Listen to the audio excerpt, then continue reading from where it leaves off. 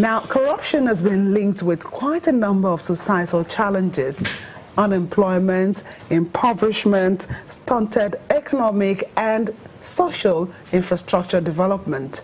President Muhammadu Buhari made the fight against corruption one of his cardinal programs alongside security and the economy. But how effective has the fight against corruption been?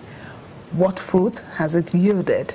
We have in the studio this morning three gentlemen. Let me start with my left here, a development consultant, Norua Edokpolo. Thank you very much. It's a pleasure to be back here again. Thank you for coming. And beside him is the social commentator, Mr. Biodun Showumi. Good morning. I'm pleased to be here. And of course, a constitutional lawyer and human rights activist, Wale Ogwade. Thank you for inviting me. Thank you for coming. So, the fight against corruption. When you talk about corruption, you talk about challenges, you talk about issues that affect the society.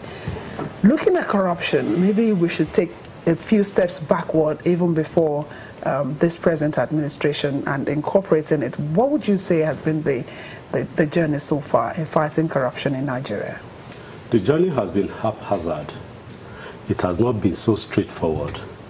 The government has not been serious in fighting it years back. From the Babangida era to even the Buhari era. The Buhari era, the first time, of course, it came out. That was, again, his hallmark. After that, again, Babangida came, turned the system around. After that, we had an Abacha, and of course, the Obasanjo era to the Jonathan era. There wasn't a strong fight. During the Nuhu Ribadu era, indeed, yes, along the line, it was not turned around to be fighting political enemies and so on and so forth. But this time around, the fight has again taken another dimension in terms of being politicized, to the extent that you find out that there are some anointed, there are some protected, and there are some special people. And I guess along the line, maybe we'll go into the minor saga, then of course I will do a little bit of an analysis about it. But be that as it may, you'll find out that now we are seeing some element of some body shaking because of the various recoveries. Unlike before, we don't have this type of recoveries made public. Even if they are made public, it is not giving any stress. And of course, it's like business as usual. But now you find out that, yes, because of these various recoveries, and particularly because of this whistleblowing thing, again, it has really made some elements of sense in it. To the extent that, yes, it may not be as we expect it. And we should not forget that it's like a baby. We're just moving in this new direction now, giving it time. I wish indeed Buhari in his first coming had the opportunity to have the time he had now. I guess he spent less than 22 months or so in government then, and of course it's more than that now. And of course the strength, you recall again that ill health has not allowed the man to perform. This is second coming. If he had been on ground for some time, I'm sure that definitely we'll move further. But the way we are going now, if this momentum is sustained, then definitely we'll get somewhere. We'll look at it that indeed the fight so far, how far?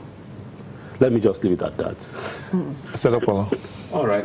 When I thought about corruption, you know what came to my mind? It is like the nation Nigeria is driving against traffic on this matter of corruption. So the nation Nigeria should go to jail. Possible. You know, because start from the president, is a great guy himself, but all around him stinks. Go to the Senate, what do we say? I mean, did you see the pictures of the judges in court, in the dock? You've heard about the IGP. We've heard about the things that are happening in the parastatals. Here we are talking about minor gate. So you notice that corruption has, you know, touched every fiber of our nation.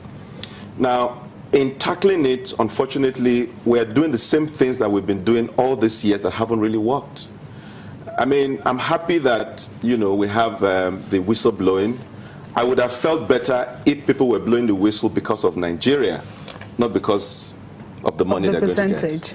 You know, this is the only place where, you know, I mean, if you go to America, you find Americans. If you go to Germany, you find Germans. If you come to Nigeria, you find the Benin man, the Jaw man, the Calabari man, etc., etc. So until somebody starts to speak for Nigeria, the issues of corruption is a long journey. So if you ask me, this government is, you know, if you compare them to where we are coming from, you know what they say about, you know, the land of the blind, the one-eyed man. The truth of the matter is you're supposed to have two eyes. It's just because you've had, you know, blind people, so a one-eyed man looks like big deal. So for me, if there's a change of government next year and somebody else comes in, everything that has happened now just goes with the wind. So I will be looking at a more systematic approach. All right, I'll be looking at a more holistic approach such that the fight against corruption will not be dependent on the president's well-being or his health. So, you know, and that's where I'm challenged. I mean, if you remember, sir, you talk about his first coming. You know, the cases, some of those cases are still in court. So chances are these cases that we have today will still be in court, you know, for X number of years. So the question to ask yourself is, what can we do as a people differently to tackle corruption? We've been applying the same medicine all these years, and it's clear that it's not working. You know what they say? If after 3 days the symptoms persist, see your doctor. So this is how many years after the symptoms are not only persisting, they're becoming more endemic. All right, maybe when I have another opportunity, I can, you know, I have a few thoughts in my head as to how we can begin to approach this from a systematic, you know, position.